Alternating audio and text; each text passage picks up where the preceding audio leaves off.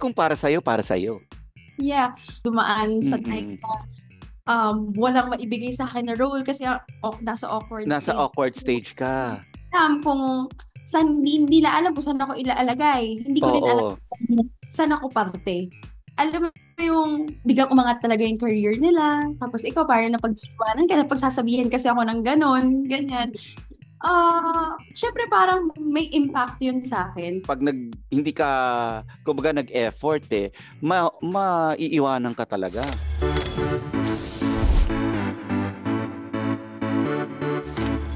Updaters, na panood natin siya bilang si Hannah sa Lover and Liars. At syempre bilang Beatrice Royales sa Royal Blood.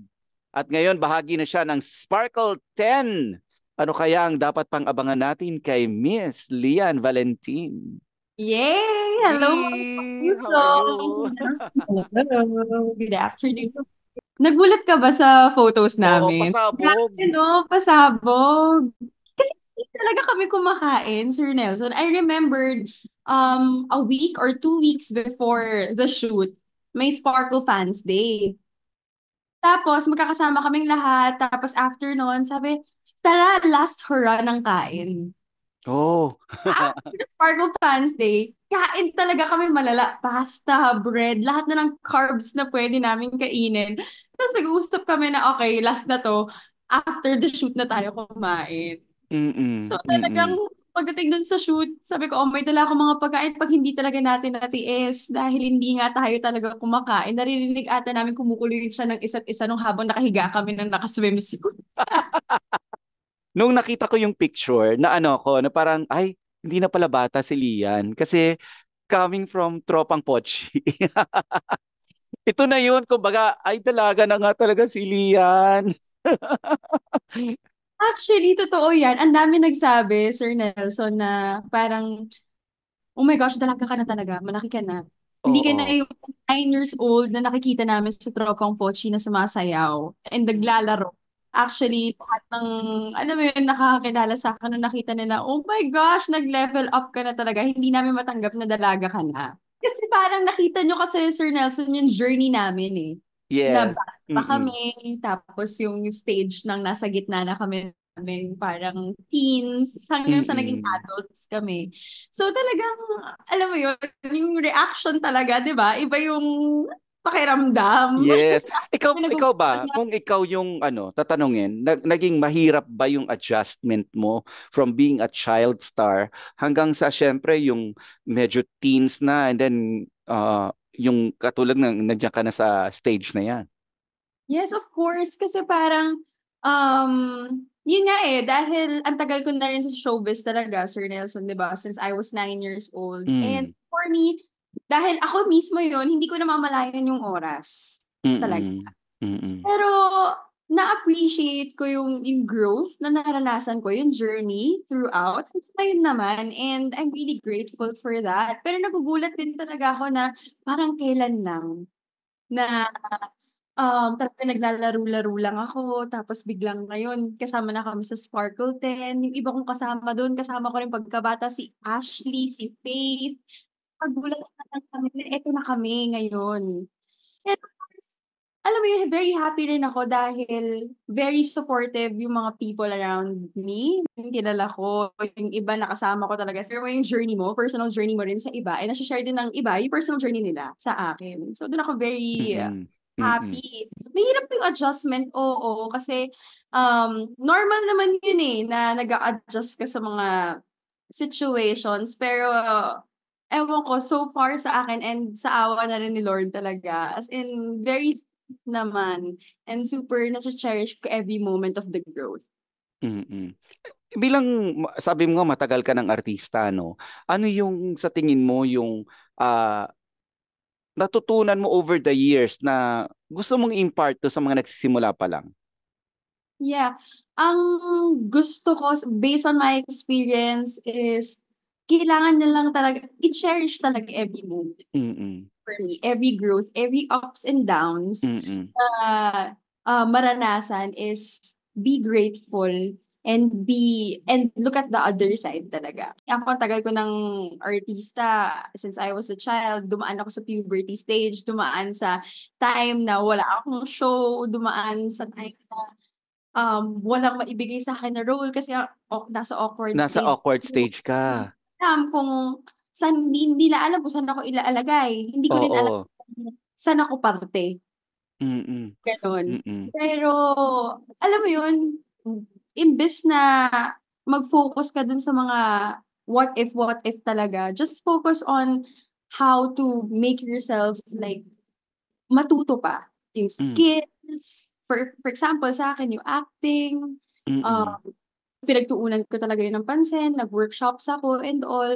So, hindi ko rin talaga na-feel yung hirap talaga dahil mas finocus ko yung sarili ko sa pag-improve ng kung ano ako.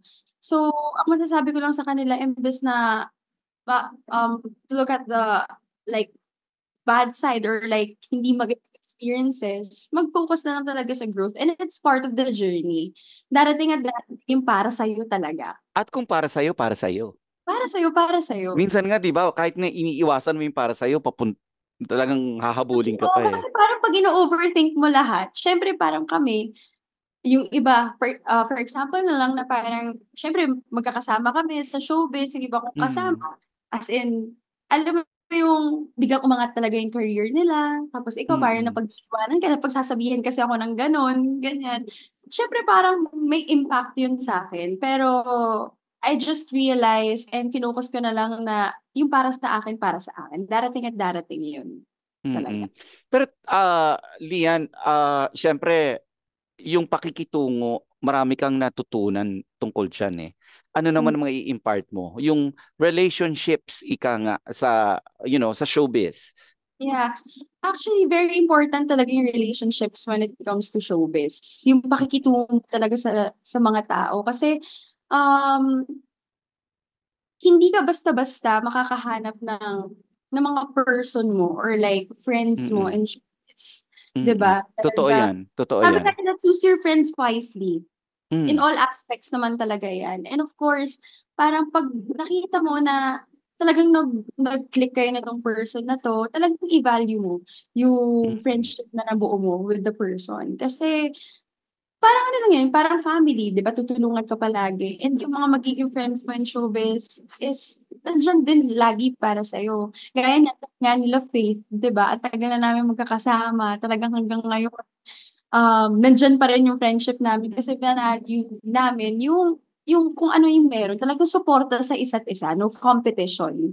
At kasi, alam mo yun, dahil akala nila parang, ala, magka-competition yung mga yan. Pero, hindi talaga. Talagang we're really friends from the very beginning. Ako, ang natutunan ko kasi sa tagal ko sa showbiz, parang you deal with people, pero parati mong iisipin na dapat nangunguna yung respeto. Yes, of Na course. parang sometimes kasi you cannot be kind, but you always have to go back to that eh. Yung if it boils down to a choice between, anger and, being kind, choose being kind. Yun Yeah. talaga.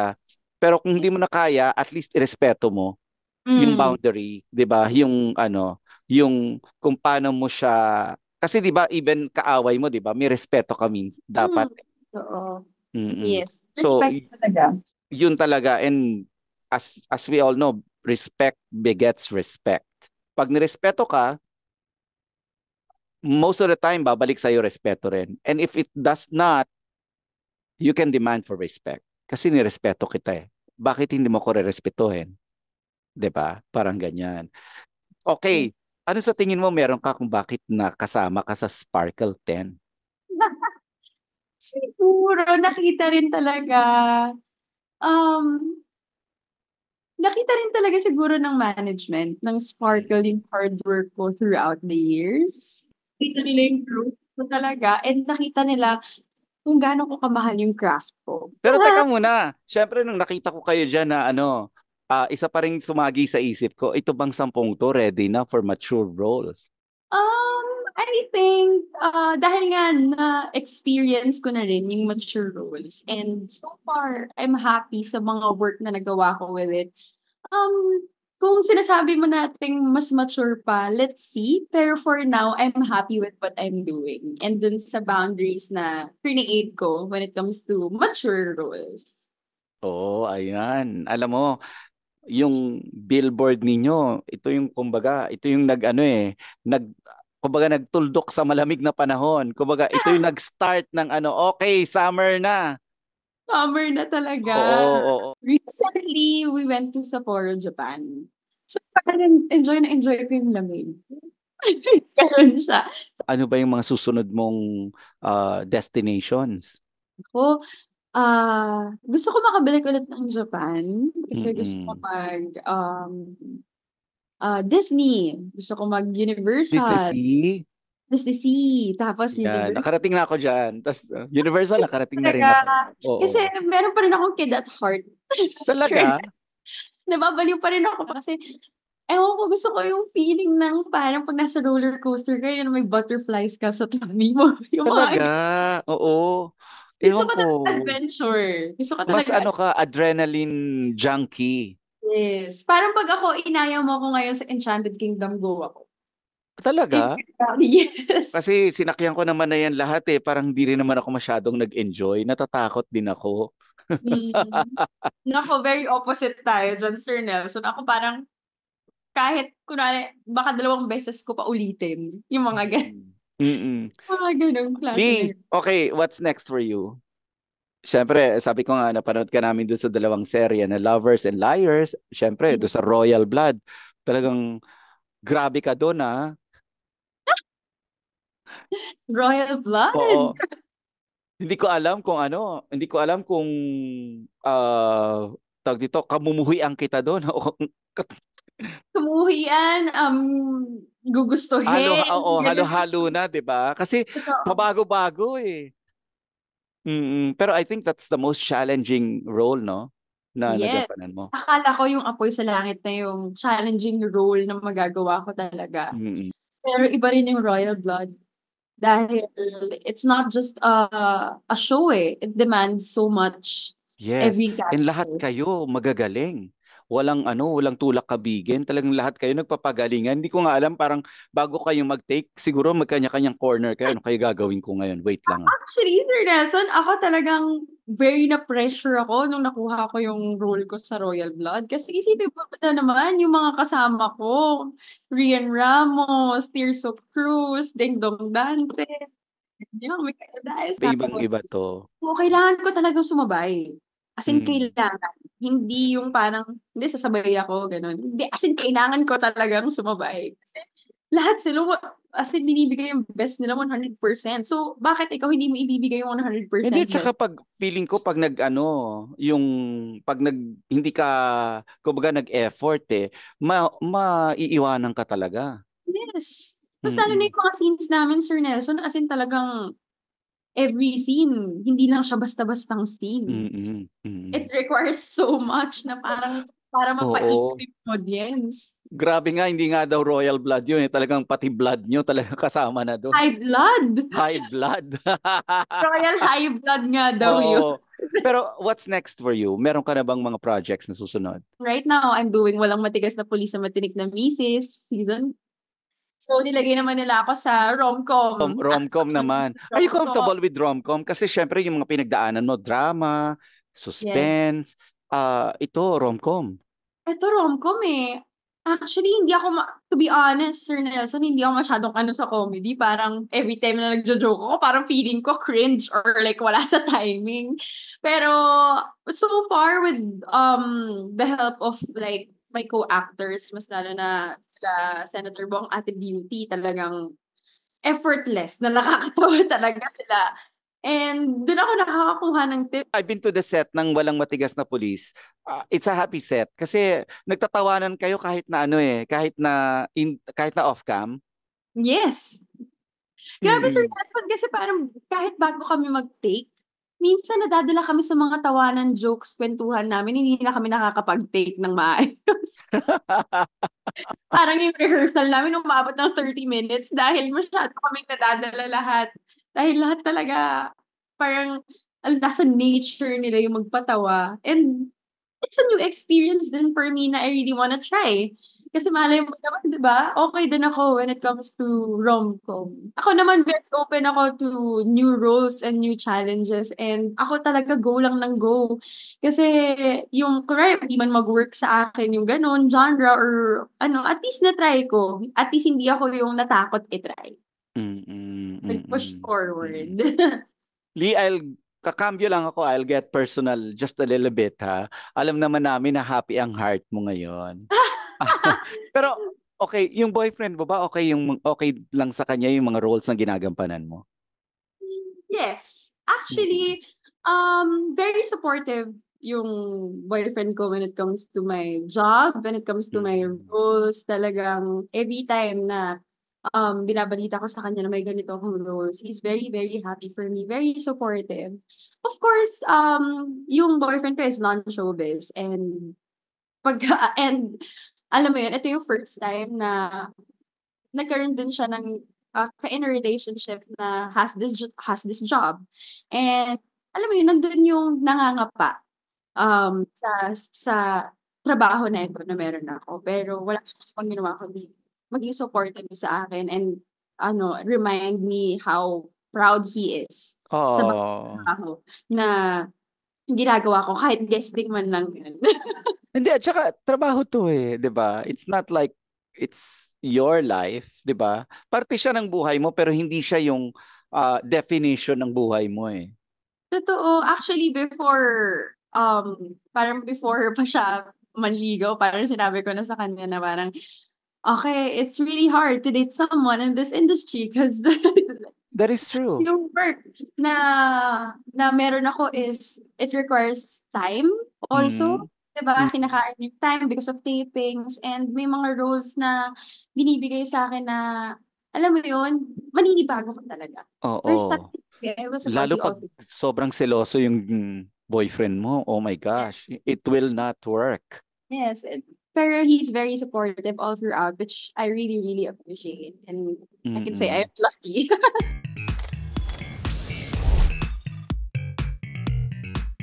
Lee, before I let you go, I'll turn the tables around. I usually end the podcast with, asking my guest na siya naman yung magtanong. We call this segment Ask Nelson. If there's one question that you would like to ask, ano to? Nako. Any question lang, at all. Siguro, ang ma-ask ko sa'yo, Sir Nelson, parang, ikaw, you've been like in this industry for so long. And alam mo yun, parang ang dami mong naranasan na hindi pa namin naranasang baguhan. Ano yung one advice mo sa amin when it comes to like reaching the goal in this kind of work? Okay. Alam mo, sa totoo lang, ikaw, I'm sure hindi mo na kailangan na advice kasi you've been around for a while, 'di ba? I mean, bata ka pa lang, namulat na yung mata mo sa mga bagay-bagay. And showbiz is no different from real life. Show business is no different from any other career. Sabi mo, doktor man yan, or clerk, or, what have you. Pero isa lang bagay yung parati kong sinasabi every time. I usually paint it as parang nagdidig and then ang lalim na nung nahuhukay mo in search for that diamond that you're looking for. And then one day you just quit and say, 50 feet na yung nahukay ko, ayoko na. Pero, di ba, when you climb up sa 50 feet na yon, you quit. Yung pala, for all you know, 2 inches away na lang yung diamond. Diba? So you'll never know when is that diamond going to pop out. Diba? And if you quit, you'll never know. Yes. Yan. That's so nice. Sir 'Di Nels. ba? Mm. Talagang ano eh, push lang ng push if you Oo, really love push lang. I know it's hard. Sometimes it gets to doing. be hard eh. Sometimes it gets to strain you physically, emotionally, and lahat na talaga ayaw mo na. And then ako parate pag nararamdaman ko 'yon, iniisip ko, I go back to my core kung bakit ko sinimulan 'to, kung bakit ko ginusto 'to. Kasi doon ko nare-realize na parang siguro I have to walk further. Kasi syempre the further you walk, the marami kang mas nakukuha na ito yung gusto ko, ito yung gusto ko, nakukuha ko na yung ano ko. Pero sometimes, 'di ba, pag nag-ano ka, nag-assess ka, nare-realize mo na ay hindi pa, I have to walk further. Mm. Yun, don't quit pag ganun pa. Kasi darating yung time na masasabi mo na nakuha ko na yung diamond. Hindi ako nag-quit, but Yeah. I'm stopping now dahil nakuha ko na yung diamond. Yeah. So until makuha mo yung feeling na yon, wag muna, Yeah. diba? Just Hanggang keep on. push. Bian, thank you very much for sharing with us your time. Sana maulit to at maraming beses pa tayo magkita. Yes. I will see you very soon. Yeah, see you soon, Sir Nelson. Thank you so Thank you. much. Thank you. Bye. Thank you po. Thank you. Bye-bye.